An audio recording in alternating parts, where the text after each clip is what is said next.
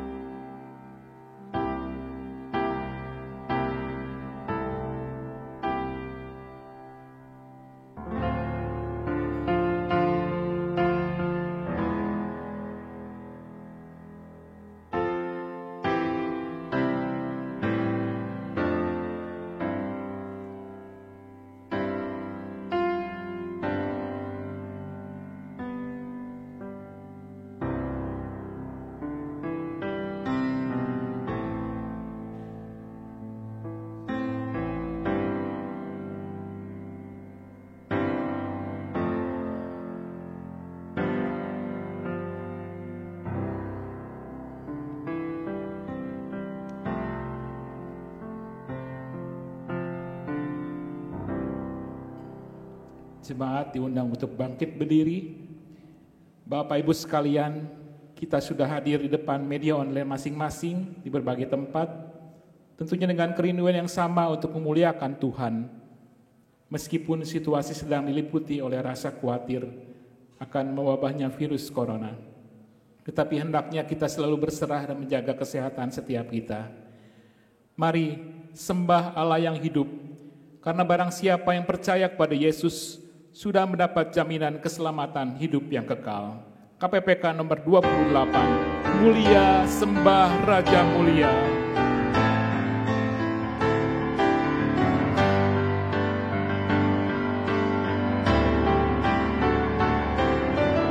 Mulia Sembah Raja Mulia, bagi Yesus segala hormat sembah puji. Mulia Tuhan Maha Kuasa, mulia Tuhan Maha Kuasa. Dari surga terdengarlah kidung pujian. Tinggikan dan muliakan, tinggikan dan muliakan namanya Yesus. Puji Dia dan sembah Dia, Yesus Sang Raja.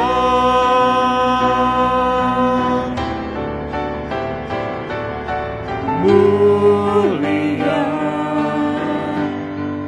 sembah Raja mulia, Raja atas segala raja, termulialah. Tinggikan dan muliakan, tinggikan dan muliakan namanya Yesus. Puji Dia dan sembah Dia, Kristus Sang Raja.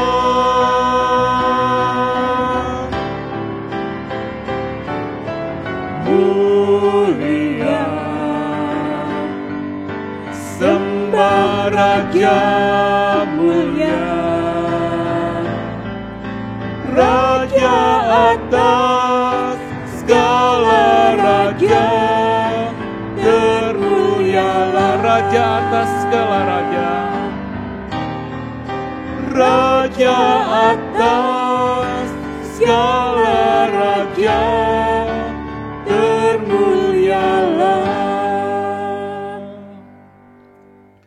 Kebaktian hari ini kita percaya bahwa pertolongan kita adalah di dalam Tuhan yang menjadikan langit dan bumi, yang tetap setia untuk selama-lamanya. Amin. Amin.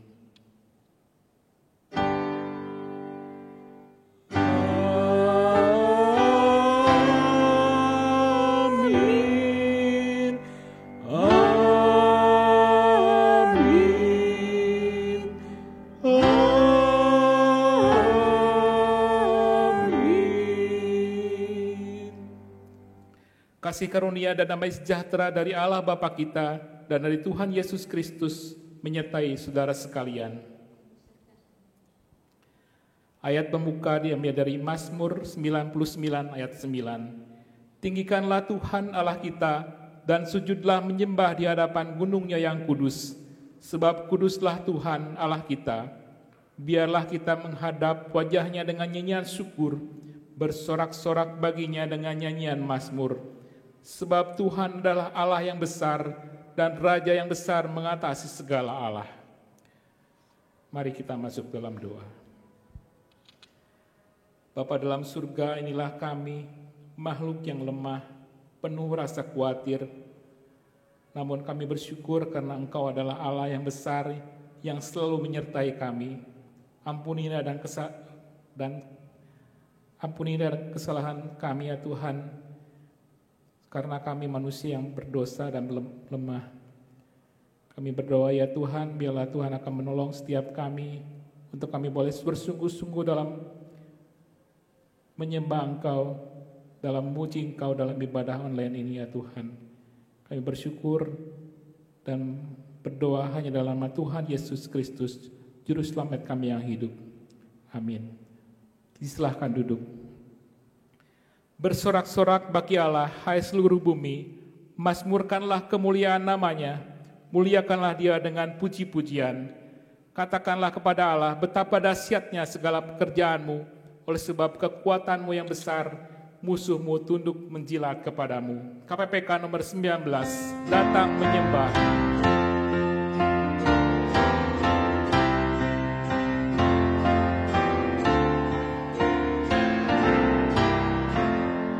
Datang menyembah Raja yang mulia, ku mau memuji tentang kasih-Nya. Sejak dahulu Dialah pelindungku, Ia bertahta di surga penuh mulia.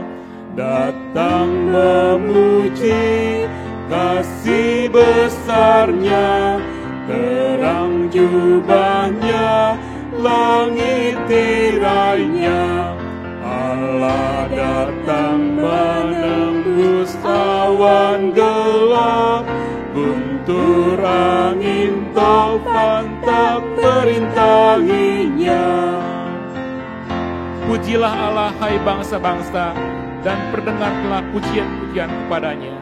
Kuasa-Nya besar, kasih-Nya ajaib, malaikat sorga memuji Dia.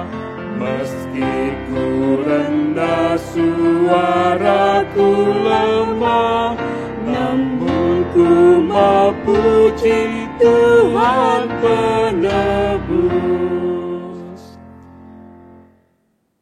Bacaan pertanggapan diambil dari 1 Petrus 1 ayat 3 sampai 12. 1 Petrus 1 ayat 3 sampai 12. Pengharapan iman dan kasih. Terpujilah Allah dan Bapa Tuhan kita Yesus Kristus, yang karena rahmat-Nya yang besar telah melahirkan kita kembali oleh kebangkitan Yesus Kristus dari antara orang mati kepada suatu hidup yang penuh pengharapan. Untuk menerima suatu bagian yang tidak dapat binasa, yang tidak dapat cemar, dan yang tidak dapat layu, yang tersimpan di sorga bagi kamu. Yaitu kamu yang dipelihara dalam kekuatan Allah karena imanmu, sementara kamu menantikan keselamatan yang telah tersedia untuk dinyatakan pada akhir zaman. Bergembiralah akan hal itu, sekalipun sekarang ini kamu seketika harus berduka cita oleh berbagai-bagai pencobaan. Maksud semuanya itu ialah untuk membuktikan kemurnian imanmu, yang jauh lebih tinggi nilainya daripada emas yang fana, yang diuji kemurniannya dengan api, sehingga kamu memperoleh puji-pujian dan kemuliaan dan kehormatan pada hari Yesus Kristus menyatakan dirinya. Sekalipun kamu belum pernah melihat Dia, namun kamu mengasihinya, kamu percaya kepada Dia. Sekalipun kamu sekarang tidak melihatnya, kamu bergembira karena sukacita yang mulia dan yang tidak terkatakan. Karena kamu telah mencapai tujuan imanmu, yaitu keselamatan jiwamu. Keselamatan itulah yang diselidiki dan diteliti oleh nabi-nabi yang telah bernubuat tentang kasih karunia yang diuntukkan bagimu. Dan mereka meneliti saat yang mana dan bagaimana yang dimaksud oleh Roh Kristus yang ada di dalam mereka, yaitu roh yang sebelumnya memberi kesaksian tentang segala penderitaan yang akan menimpa Kristus dan tentang segala kemuliaan yang menyusul sesudah itu. Kepada mereka telah dinyatakan bahwa mereka bukan melayani diri mereka sendiri, tetapi melayani kamu dengan segala sesuatu yang telah diberitakan sekarang kepada kamu dengan perantaraan mereka, yang oleh Roh Kudus yang diutus dari sorga menyampaikan berita Injil kepada kamu, yaitu hal-hal yang ingin diketahui oleh malaikat-malaikat. Yang berbahagialah mereka yang mendengar firman Allah dan yang memelihara serta melakukannya dalam kehidupan sehari-hari. Kita siapkan hati dan pikiran kita untuk mendengarkan firman Tuhan. Mari kita mengambil sikap hati yang siap ditanam oleh firman dengan mengatakan, "Ku mau menjadi murid Yesus." KPPK nomor 323.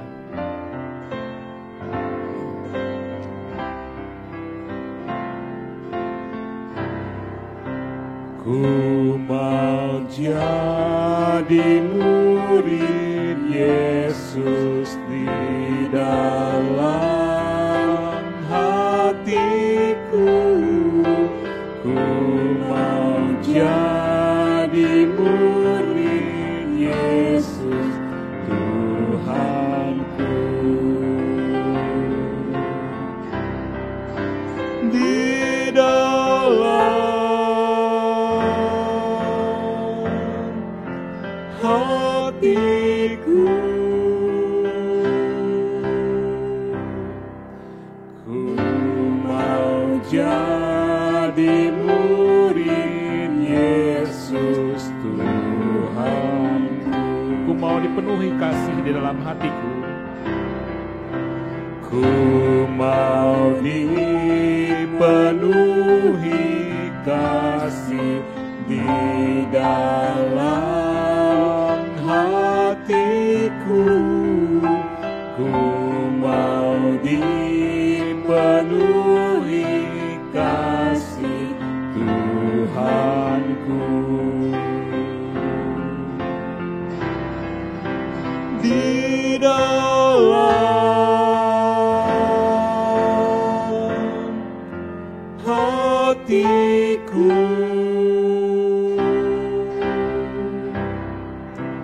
ku mau dipenuhi kasih Tuhanku.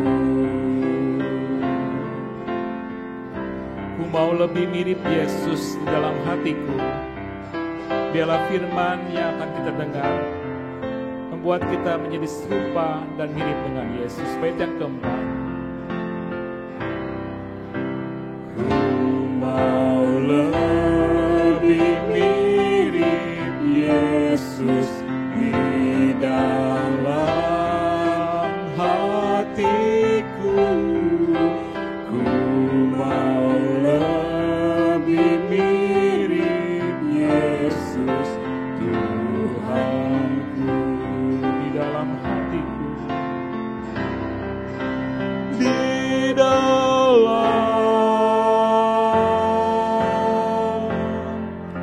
hatiku,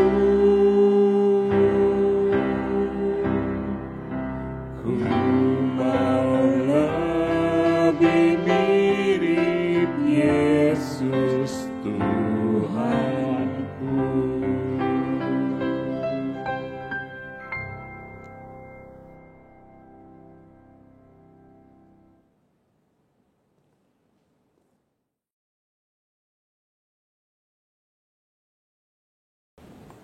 Mari kita berdoa.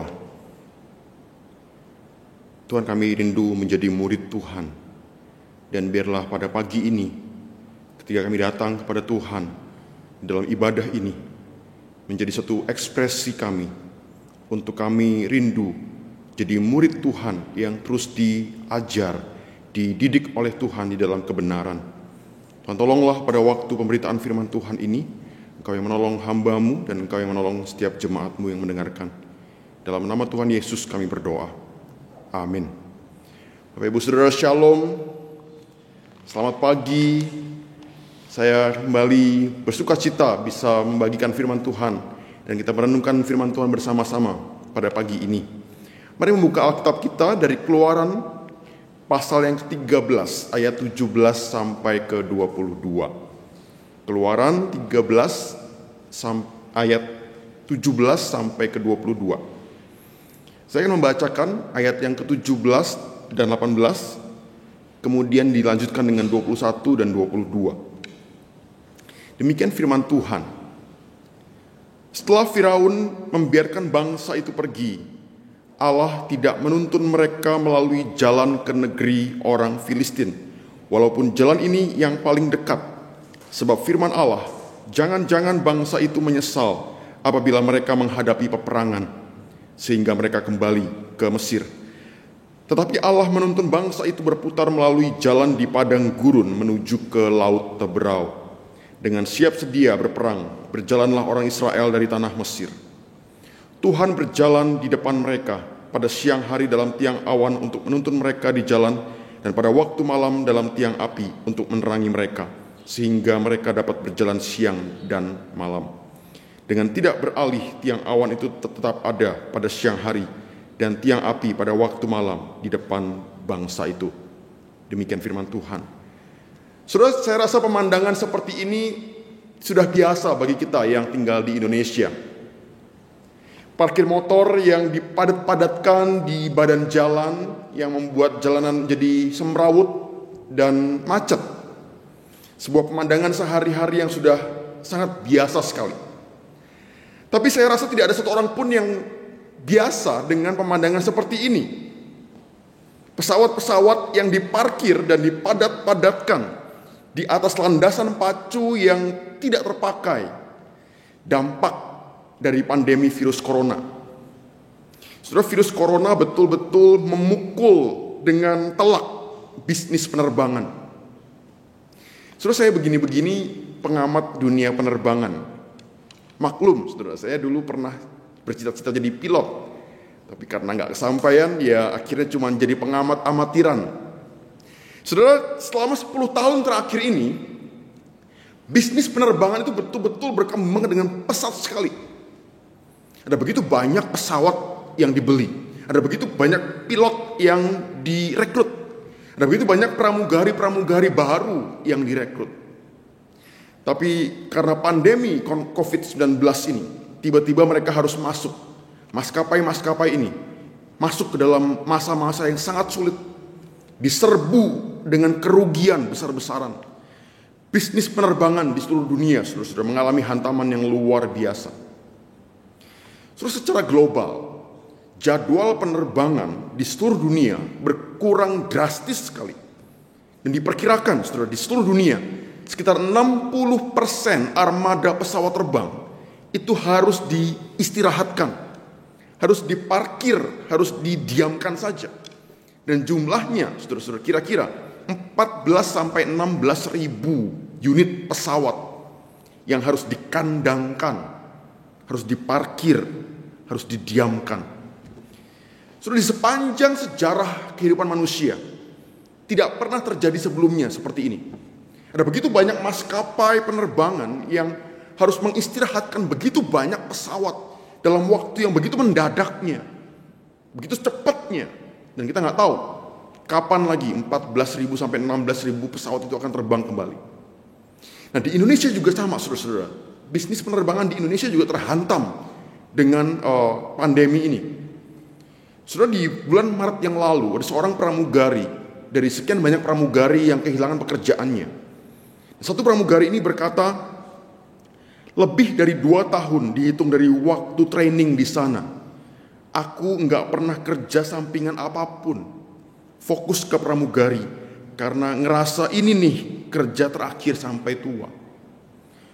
Saudara, sekarang pramugari itu harus kehilangan pekerjaannya dan dia harus banting setir dan usaha yang lain untuk menyambung hidup. Saudara, dia berkata, ini nih kerja terakhir sampai tua. Saudara, inilah skenario jalan lurus versi pramugari itu.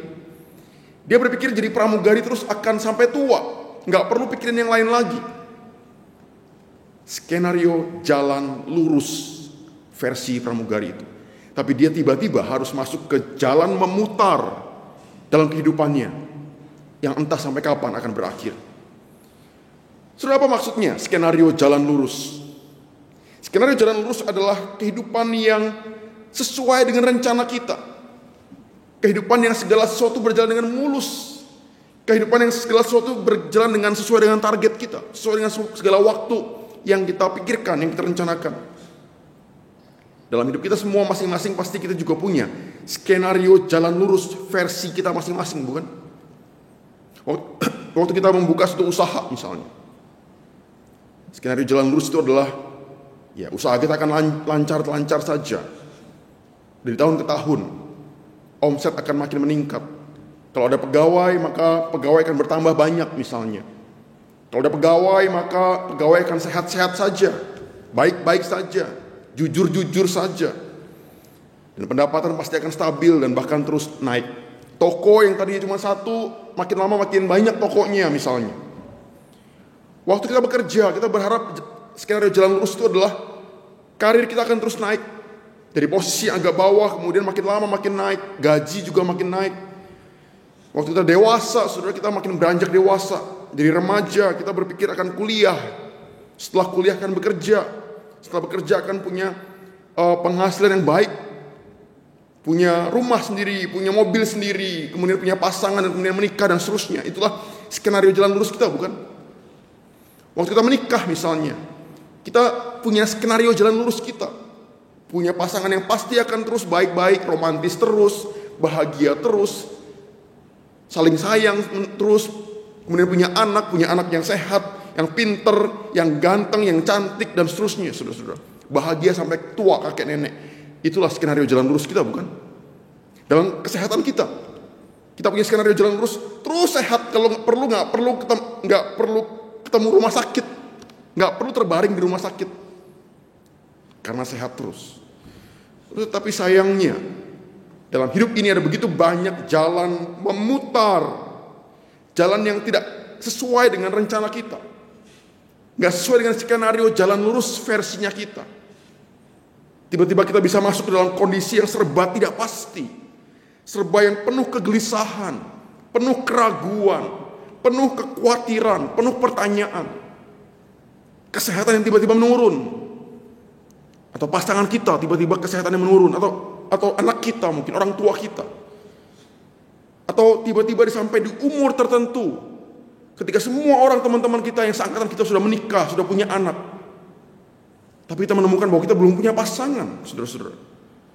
Atau tiba-tiba ada konflik yang hebat di dalam rumah tangga kita, ada relasi yang terancam di antara suami dan istri, anak dan orang tua, mertua dan menantu, saudara kandung, kakak dan adik.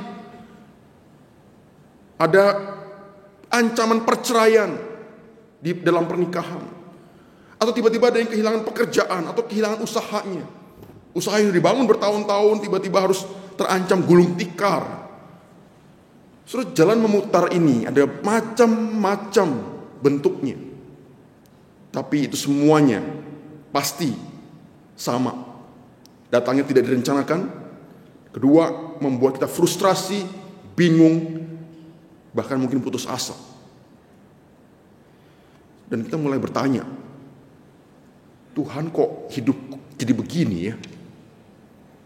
Kok orang lain pernikahannya bahagia-bahagia saja? Kenapa kok aku dan pasanganku jadi begini pernikahannya?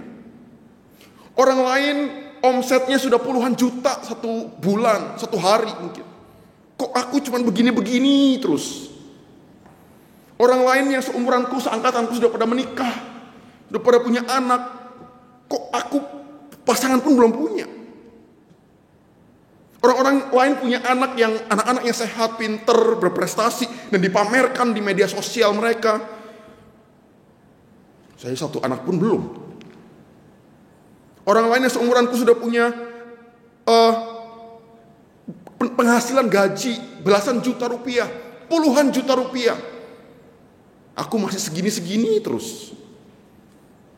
Orang lain bisa beraktivitas dengan enak, beraktivitas ke kerja, ke gereja enak. Tapi aku harus terbaring di tempat tidur ini, gak berdaya karena sakitku. Inilah pertanyaan-pertanyaan yang mungkin muncul di dalam jalan yang memutar itu. Jalan yang tidak sesuai dengan skenario jalan lurus kita. Ada kegelisahan, ada ketidakpastian, ada perasaan gak berdaya, keraguan tentang masa depan, bahkan mungkin ada kemarahan kepada Tuhan. So, itulah yang saya bayangkan terjadi kepada orang Israel pada waktu itu. Dalam ayat yang tadi kita baca, saudara. Setelah ratusan tahun mereka jadi budak di Mesir. Akhirnya mereka bisa keluar dari Mesir rame-rame ke tanah perjanjian. Dan mereka mantan-mantan budak ini mulai berjalan. Saudara, dari Mesir ke Kanaan itu jaraknya saudara-saudara kira-kira 600 km. Kalau kita bayangkan saudara ya, kita kalau tinggal di Tasikmalaya, maka kira-kira Tasikmalaya ke Surabaya di Jawa Timur. Kira-kira begitu dari Mesir ke Kanaan. Itu sebabnya saudara-saudara kalau kita jalan kaki rame-rame misalnya ya, ada mungkin ribuan, puluhan ribu orang rame-rame jalan kaki dari Tasikmalaya ke Surabaya. Ada yang tua, ada yang muda, anak kecil, ada kambing domba ikut semua. Kurang lebih saudara-saudara, kurang lebih kita akan sampai di Surabaya 1 bulan jalan kaki. Tiap hari beberapa jam, kemudian istirahat, besoknya jalan lagi, istirahat lagi, dan seterusnya. Kira-kira 1 bulan. Itu sebabnya saya bayangkan begini saudara, waktu orang Israel mulai berjalan dari Mesir, mereka berpikir gini, yes, 1 bulan lagi, 1 bulan lagi aku akan bangun peternakan kambing yang paling keren di tanah Kanaan nanti. Peternakan domba, peternakan lembu. Aku akan bangun perkebunan anggur yang luas. Aku akan bangun perkebunan pohon ara, pohon zaitun. 1 bulan lagi. Yes. Itulah skenario jalan lurus punya mereka, bukan? Tapi ayat ke-17 firman Tuhan berkata, setelah Firaun membiarkan bangsa itu pergi, Allah tidak menuntun mereka melalui jalan ke negeri orang Filistin, walaupun jalan ini yang paling dekat. Sebab firman Allah, jangan-jangan bangsa itu menyesal apabila mereka menghadapi peperangan. Sudah menghadapi peperangan, apa maksudnya? Terus jalur dari Mesir ke Kanaan itu kalau tarik garis lurus, itu ada jalur yang dikuasai oleh pasukan Mesir.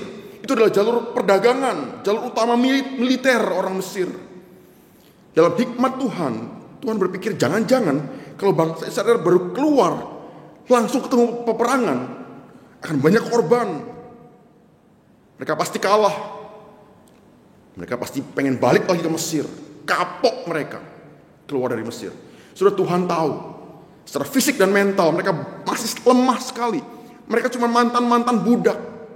Mereka gak bisa perang, mereka gak punya keterampilan perang. Mereka cuma bisa bikin batu bata setiap hari.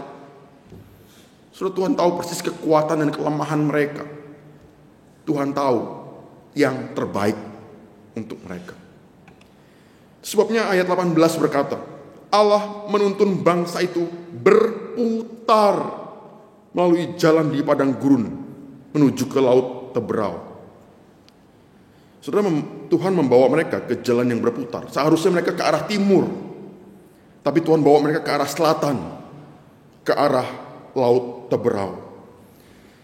Saudara, masalahnya bangsa Israel tidak tahu apa alasan Tuhan di balik jalan memutar itu. Saya bayangkan mereka ngomong begini, loh ini gimana sih Musa? Gimana sih Tuhan, itu ke timur? Kenapa kita sekarang ke selatan? Tuhan tahu gak sih jalan yang paling pendek kemana? Ke timur woi, bukan ke selatan. Karena lebih gampang lewat sini, lebih cepat, lurus nyampe sebulan. Sudah bangsa Israel tidak tahu waktu itu tentang pertimbangan Tuhan. Tapi jalan memutar itu adalah untuk kebaikan mereka. Dan kalau kita lihat di bagian lain dari firman Tuhan, saudara-saudara, maka ternyata ada alasan lain kenapa Tuhan memimpin mereka ke jalan yang memutar itu. Satu, karena untuk merendahkan hati mereka. Tuhan tahu kesombongan mereka. Tuhan tahu tegar tengkuknya mereka. Dan kedua, supaya waktu kondisi darurat, Tuhan bisa mendemonstrasikan kuasanya dengan sepenuh-penuhnya. Supaya mereka belajar tentang kuasa Tuhan, penyertaan Tuhan. Supaya mereka belajar percaya kepada Tuhan. So, seperti bangsa Israel yang waktu itu tidak tahu pertimbangan Tuhan waktu masuk ke jalan berputar itu. Bukankah seringkali begitu juga dengan kita? Kita tidak tahu pertimbangan-pertimbangan Tuhan waktu kita masuk ke jalan yang memutar itu di dalam hidup kita, saudara.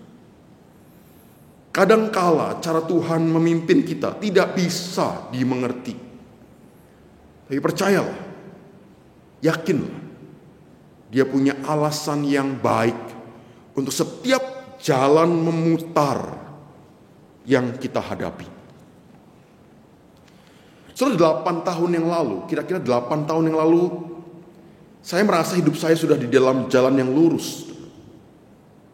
Saya akan jadi guru piano saja, kemudian jadi aktivis di gereja yang menangani ibadah dan musik. Dan saya berpikir waktu itu, ya sudah, saya begini aja terus sampai tua nanti. Saya nggak pernah terlintas pernah sebetulnya ya, dulu pernah terlintas sebagai untuk jadi hamba Tuhan. Tapi saya buang jauh-jauh pikiran itu karena merasa, udahlah, Tuhan nggak layak saya. Masih begitu banyak orang yang lebih baik daripada saya, lebih saleh, lebih layak jadi hamba Tuhan daripada saya. Di tahun 2013 akhir, kurang lebih, saudara, saya merasa yakin Tuhan panggil saya sebagai hamba Tuhan. Dan akhirnya tahun 2014 pertengahan saya mulai studi di Seminari Alkitab. Maka masuklah kami ke dalam sebuah jalan memutar yang gak pernah kami duga sebelumnya. Dan ini tidak mudah, saudara, karena saya harus menyesuaikan diri dengan tuntutan kuliah, tugas, dan kewajiban yang begitu banyaknya. Dan kami harus hidup dengan keuangan yang betul-betul tergantung pada orang lain. So, di awal semester kedua, kurang lebih di saat saya sempat kebingungan karena di situ keuangan kami dalam kondisi yang gawat sekali. Sampai-sampai, saudara, saking gawatnya, saya setiap kali ke kampus itu saya bawa botol minum kosong. Kemudian saya isi di kampus, saya isi air putih di situ. Waktu mau pulang ke rumah, saya isi penuh itu botol saya supaya apa? Supaya air minum saya di rumah itu bisa sehemat-hematnya. Sampai-sampai pada waktu itu, kalau saya naik motor ke kampus, waktu pulang dari kampus mau ke rumah, kalau ada jalanan menurun, itu saya matikan mesinnya. Supaya apa? Supaya bensinnya bisa dihemat-hemat, sehemat-hematnya. Saudara, ada kalanya selama saya studi, keluarga di rumah, papa mama kami juga dalam kondisi keuangan yang sulit. Saya dan Fen adalah sama-sama anak sulung, dan di usia kami seperti itu pasti ingin sekali untuk support keuangan papa mama kami juga, yang makin tua dan makin lemah. Tapi kami nggak berdaya, saudara-saudara. Kami nggak punya penghasilan. Waktu kami dengar tentang kondisi keluarga di rumah, kami kadang-kadang cuma bisa berlutut berdoa dengan perasaan nggak berdaya.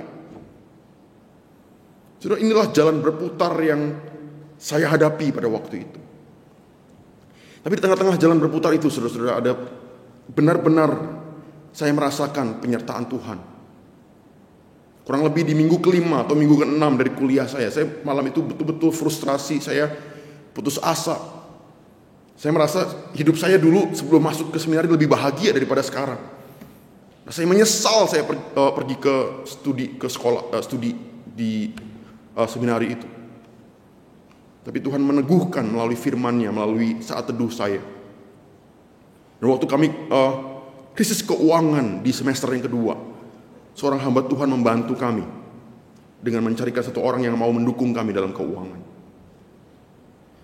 Saudara, inilah janji Tuhan yang ada dalam bagian ayat yang tadi kita baca, saudara. Di ayat yang ke-21 dikatakan, Tuhan berjalan di depan mereka pada siang hari dalam tiang awan untuk menuntun mereka di jalan, dan pada waktu malam dalam tiang api untuk menerangi mereka, sehingga mereka dapat berjalan siang dan malam. Saudara, tiang awan dan tiang api itu diberikan untuk jadi penunjuk jalan dalam perjalanan mereka yang gak ada jalurnya, gak ada petunjuk jalannya. Tiang awan dan tiang api itu jadi bukti kepastian kesetiaan Allah, kepastian kehadiran Allah, tuntunan Allah, dan perlindungan Allah. Dalam ayat yang ke-22, dengan tidak beralih, tiang awan itu tetap ada pada siang hari, dan tiang api itu pada waktu malam di depan bangsa itu. Sudah dalam terjemahan yang lain dikatakan, Dia atau Allah tidak memindahkan tiang awan dan tiang api itu. Meskipun bangsa itu bersungut-sungut, Tuhan tidak memindahkan tiang awan itu. Mereka berdosa, mereka berontak, Tuhan tidak pindahkan tiang awan, tiang api itu. Mereka sulit percaya kepada Tuhan, Tuhan tidak pindahkan tiang awan, tiang api itu. Saudara, ini mengingatkan janji Tuhan kepada kita hari ini sebagai orang percaya. Firman Tuhan berkata, Ia akan memberikan kepadamu seorang penolong yang lain, supaya Ia menyertai kamu selama-lamanya. Saudara, hari ini tidak ada lagi tiang awan, tiang api itu. Tapi Roh Kudus diberikan kepada setiap orang percaya untuk jadi penunjuk jalan dalam perjalanan hidup kita. Saudara, firman Tuhan mengatakan, semua orang yang dipimpin Roh Allah adalah anak Allah. Dan apakah yang dipakai Roh Kudus untuk memimpin kita hari ini? Firman Allah yang tertulis, yaitu Alkitab. Saudara, firman Tuhan berkata, firman-Mu itu pelita bagi kakiku dan terang bagi jalanku. Benar-benar sebuah tuntunan yang sempurna bagi hidup kita. Meskipun hidup kita kadang-kadang harus masuk ke jalan yang berputar itu. Saudara, saya tidak tahu apa jalan berputar yang sedang saudara alami dalam kehidupan saudara. Seberat-beratnya jalan memutar yang kita alami, saudara, ada sebuah teladan jalan memutar yang paling dahsyat, yaitu Allah jadi manusia dan lahir di kandang Bethlehem yang hina itu. Dan pada waktu Yesus masih hidup dalam dunia ini, sungguhnya ada skenario jalan lurus yang bisa dia tempuh, saudara-saudara. Dia bisa pimpin pemberontakan kepada penjajah Romawi pada waktu itu. Dia bisa jadi presiden Israel pada waktu itu. Dia bisa bangun gereja, mega church dengan jutaan jemaat pada waktu itu. Tapi itu skenario jalan lurus tidak dikerjakannya. Malah dia masuk ke jalan berputar yang lebih mengerikan lagi. Yang ada cambuk berduri di situ, yang ada salib di situ, yang ada paku di situ, yang ada mahkota duri di situ, yang ada darah tercurah habis-habisan di situ. Untuk apa, saudara? Supaya ada skenario jalan lurus keselamatan yang super indah untuk saya, engkau, dan semua umat manusia yang mempercayai kepada Dia. Saudara, jalan memutar yang sedang terjadi atau yang akan terjadi dalam hidup saudara mungkin membuat engkau frustrasi, membuat engkau putus asa, bingung, khawatir, ada kegelisahan, ada ketidakpastian, ada perasaan gak berdaya, keraguan tentang masa depan, bahkan mungkin kemarahan pada Tuhan. Tapi mari kita yakin bahwa di dalam kedaulatan dan hikmat Tuhan, Allah punya alasan yang baik untuk semua jalan berputar yang diizinkannya atas hidup kita. Mungkin itu untuk melindungi kita, entah dari apa. Mungkin itu untuk supaya merendahkan hati kita yang sombong ini loh. Atau mungkin untuk supaya kuasa Tuhan dinyatakan dengan sepenuh-penuhnya di tengah-tengah keadaan darurat kita. Kita nggak tahu, saudara. Tapi di jalan berputar itu ada janji bahwa Tuhan akan menyertai kita, akan memberikan tuntunannya. Saudara, kadang-kala Tuhan memimpin kita untuk menempuh jalan berputar, tapi itu untuk kebaikan kita, karena Tuhan tahu yang terbaik untuk kita. Saudara, kita pasti akan mengalami yang namanya jalan berputar kehidupan itu. Ketika ada jalan memutar itu, Hidup pasti sulit, tapi pasti ada maksud Tuhan yang baik, dan pasti disertai Tuhan. Mari kita masuk ke dalam waktu hening sejenak, dan kita renungkan yang kita sudah dengarkan.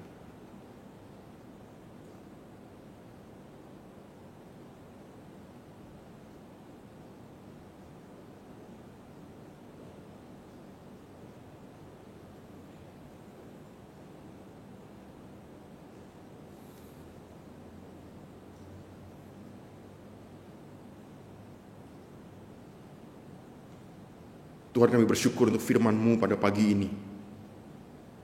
Di tengah-tengah situasi kami yang mungkin pada hari ini mengalami jalan berputar kehidupan itu, kami kembali diteguhkan, kami dihiburkan, kami mendapat kepastian bahwa Engkau tahu yang terbaik untuk kami. Dan kami ingin belajar percaya kepada Tuhan, meskipun di tengah-tengah jalan berputar yang penuh kegelisahan, ketidakpastian, keraguan, kekhawatiran mungkin. Tuhan, tolonglah kami, kuatkan kami, hiburkan kami. Dalam nama Tuhan Yesus kami berdoa. Amin.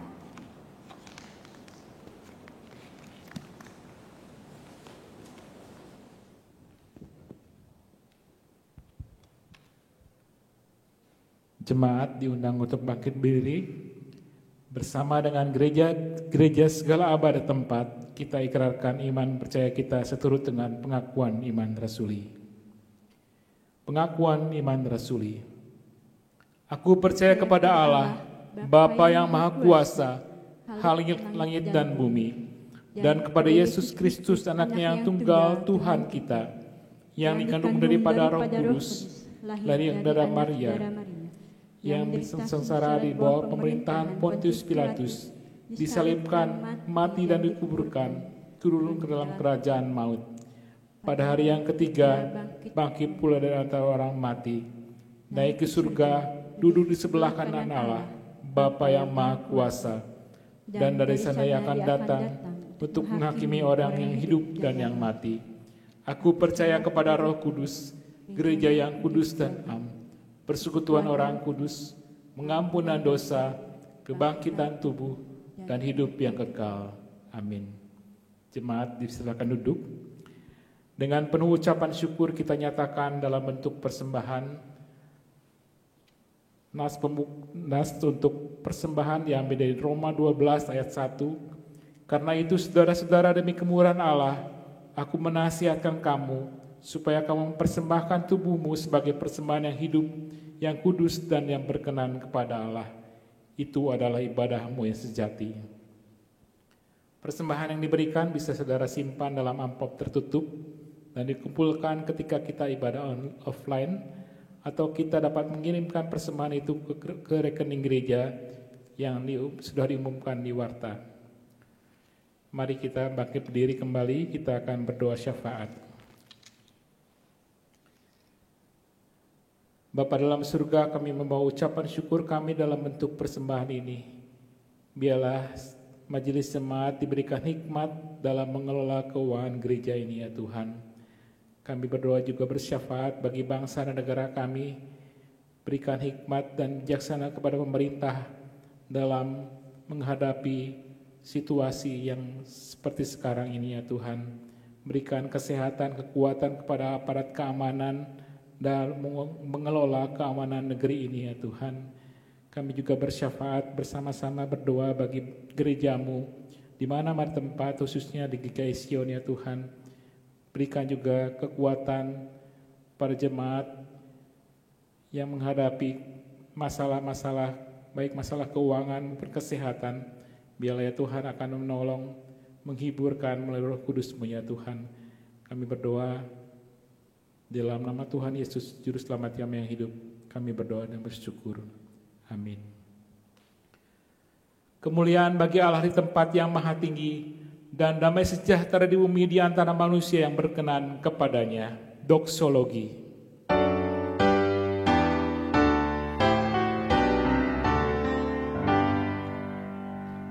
Puji Allah sumber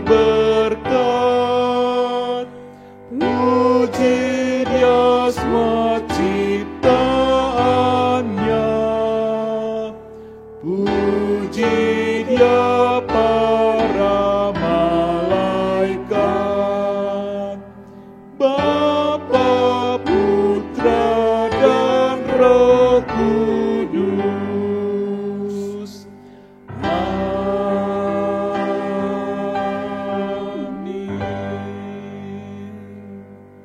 Jemaat Tuhan, masukilah hari yang baru, minggu yang baru, dan masukilah seumur hidup kita dengan percaya bahwa di setiap jalan yang memutar dalam kehidupan kita, ada alasan Tuhan yang baik dan ada penyertaan Tuhan. Dan terimalah berkat Tuhan. Tuhan memberkati engkau dan melindungi engkau. Tuhan menyinari engkau dengan wajah-Nya dan memberi engkau kasih karunia. Tuhan menghadapkan wajah-Nya kepadamu dan memberi engkau damai sejahtera. Amin.